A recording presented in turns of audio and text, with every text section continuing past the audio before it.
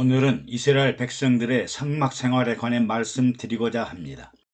성경 출애굽기는 1장에서 19장까지는 이스라엘 구원에 관한 부분이고 20장부터 24장까지는 십계명과 율법에 관한 부분이고 25장부터 40장까지는 성막에 관한 세 부분으로 나눌 수 있으며 레위기는 성막에서 제사를 드리는 방법과 내용들이 기록되어 있습니다. 모세가 시내산에서 하나님으로부터 전수받은 십계명을 보관하기 위해 성막을 짓고 성막 안에 성소를 짓고 성소 안에 또 지성소를 지어 가장 은밀한 곳에 그룹 천사들이 두 팔을 벌리고 엎드려 지켜보는 가운데 하나님의 법궤 안에 보물이나 보석처럼 보관하였습니다. 마치 사람의 가슴 깊은 곳에 심장을 보관하듯이 보관하였습니다. 그러면 이스라엘 12부족은 어떻게 하나님 중심, 성막 중심으로 살았을까요? 이스라엘 자손들은 각각 그 기와 그 종족의 기호 곁에 진을 치되 회막을 사면으로 대하여 치라는 말씀대로 성막 주변 사면에 군집하여 각 부족과 종족을 상징하는 깃발 아래 진을 치고 성막을 바라보면서 살았습니다. 그들은 가족과 종족을 중심으로 매 순간 매 시간 항상 매일같이 하나님이 계시는 성막을 바라보면서 성막 중심으로 하나님과 더불어 함께 살아가는 하나님 중심 공동체를 이루고 살았습니다. 눈을 뜨고 앞을 보면 하나님이 계신 성막을 보게 되었고 이스라엘 백성들의 삶의 중심, 생각의 중심, 생활의 중심이 하나님과 성막이었습니다. 오늘날 어떤 분들이 교회는 가까울수록 좋다는 말을 실감하게 합니다. 이스라엘 깃발은 부족과 종족을 상징하며 부족과 종족들은 같은 깃발 아래 모였습니다. 오늘날 교회도 가족과 종족을 따라 성막을 섬겼던 것처럼 모든 가족들이 함께 모여 같은 자리에서 찬양하고 기도하고 예배를 드리면 공동체를 형성하는 최상의 방법일 것입니다. 먼저 성막의 인구가 있는 동편, 해가 떠오르는 동편에는 유다와 이사갈과 스불론 지파가 진을 쳤습니다. 유다는 동쪽을 대표하는 부족으로 동편 중앙에 있으며 사자의 깃발을 휘날리고 있었습니다. 사자는 항상 동편이요 12부족을 대표하여 항상 앞장을 서는 선봉장, 선두주자였습니다. 유다의 군대는 푸른색을 사용한 푸른 군단으로 74,600명, 이사갈의 군대는 검은색을 사용한 검은 군단으로 54,400명, 스불론은 흰색을 사용한 흰색 군단으로 57,400명, 도합 186,400명의 군대가 운집하였습니다. 남쪽에는 루벤과 시몬과 갓지파가 암사슴 깃발 아래 모여 살았습니다. 루벤 지파는 붉은색을 사용하는 붉은 군단으로 46,500명, 시몬 지파는 그린색을 사용한 그린 군단으로 59,300명, 갓지파는 회색을 사용하는 회색 군단으로 45,600명, 도합 151,450명의 군대가 모여 살았습니다. 서편에는 에브라임과 므낫세와 베냐민 지파가 어린 소년을 상징하는 깃발 아래 모였습니다. 모두가 라헬의 자녀들로 에브라임과 므낫세는 요셉의 아들이요 베냐민은 요셉의 동생입니다. 에브라임의 군대는 회색을 사용하는 회색 군단으로 45,500명, 베냐민과 므낫세는 검정색을 사용하는 검정 군단으로 32,000명과 35,400명, 도합 108,200명의 군단이 모여 살았습니다. 북쪽에는 단과 납달리와 아셀 지파가 뱀을 상징하는 깃발을 사용했는데 야곱이 아들 단을 축복할 때 뱀을 상징하여 축복하였기 때문입니다. 단 지파는 사파이어 색을 사용하는 사파이어 군단으로 62,700명, 납달리는 자주색을 사용하여 자주색 군단으로 41,500명, 아셀 지파는 진주색을 사용하는 진주 군단으로 53,400명, 도합 157,600명의 군대가 모였습니다. 이상 동서남북 모든 진의 계수를 받은 군대의 숫자는 603,550명이었습니다. 성막을 중심으로 동편에 18만 명, 남편에 15만 명, 서편에 11만 명, 북편에 16만 명, 도합 60만 명이고 여기에 여자나 어린아이, 노인들까지 포함한다면 이보다 훨씬 많은 인구였을 것입니다.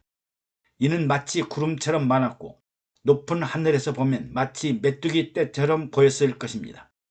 그리고 성막을 둘러싸고 성막과 12부족 사이에는 레위 자손들이 동서남북에 거주하면서 성막을 지키고 봉사하였습니다.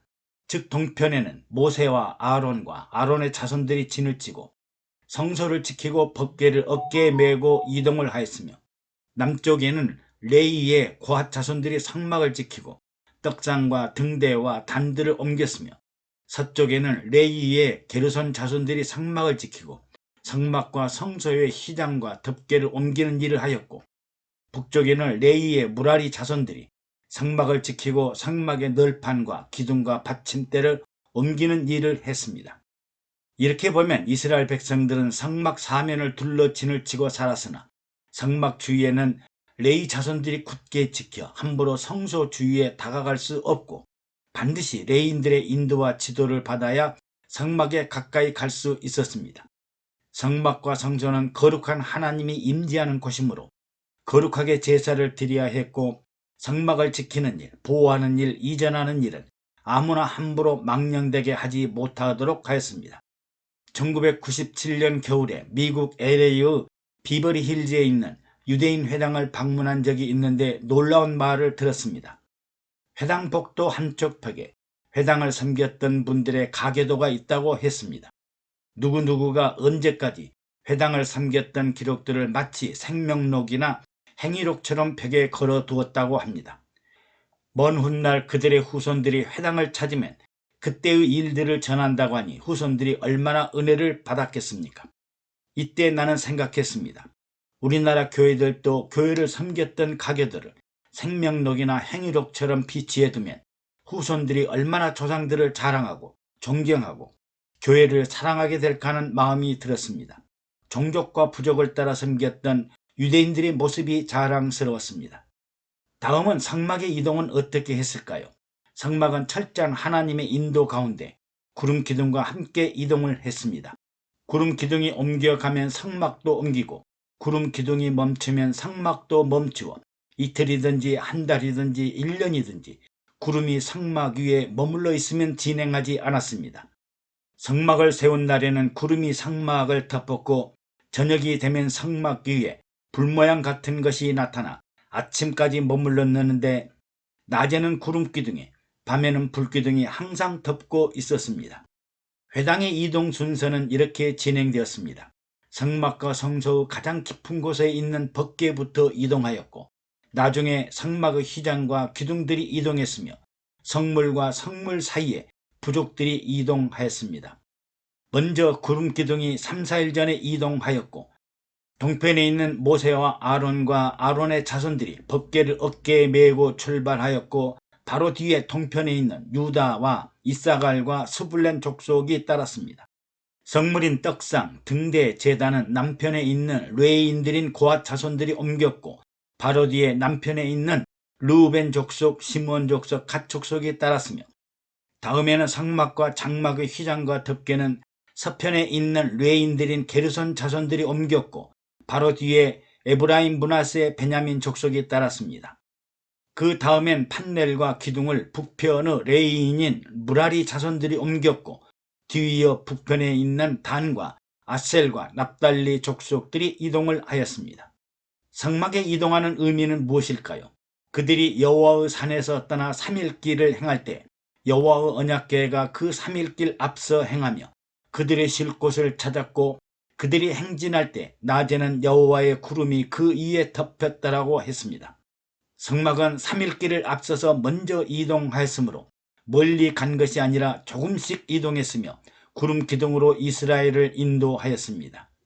이스라엘 백성들이 젖과 꿀이 흐르는 가나안을 향하여 40년 동안 먹을 것 마실 것 없는 광야를 조금씩 이동하면서 새로운 장소와 환경 여건에 적응하는 하나님의 훈련과 연단을 받으며 살았습니다. 오늘날 성도는 예수님을 따라 영생 천국에 올라가기 위한 훈련과 연단의 과정을 거쳐야 합니다. 교회는 단순히 집에서 교회로 왔다 갔다 하는 것처럼 보이지만 세상에서 하나님 천국으로 이동하는 것이요, 육신의 세계에서 영혼의 세계로, 저주에서 축복으로, 어둠에서 빛으로, 포로된 생활에서 자유로운 세계로, 전쟁과 다툼에서 평화로, 사망과 죽음에서 영생과 안식으로 이동하는 과정입니다. 그리스도께서 골고다 길을 한 걸음 한 걸음씩 걸어 올라갔던 것처럼 저 높은 곳을 향하여 올라가야 합니다. 그리스도가 계신 보좌를 향하여 쉬지 않고 올라가는 신앙생활을 해야 합니다. 밝고 빛나는 영원한 나라를 향하여 세상을 버리고 포기하고 살아야 합니다. 성막 생활을 통해 하나님 중심의 공동체 생활과 신앙 공동체를 이해하고 그들이 왜 구름 기둥과 성막을 바라보면서 하나님 중심, 성막 중심으로 살았는가를 기억하면서 오늘날 우리들의 신앙생활도 부활과 영생 천국을 바라보며 항상 새롭게 변화되는 마음과 자세로 살아야겠습니다. 감사합니다. 여러분의 좋아요 그리고 구독과 댓글은 영상 제작에 많은 격려가 됩니다.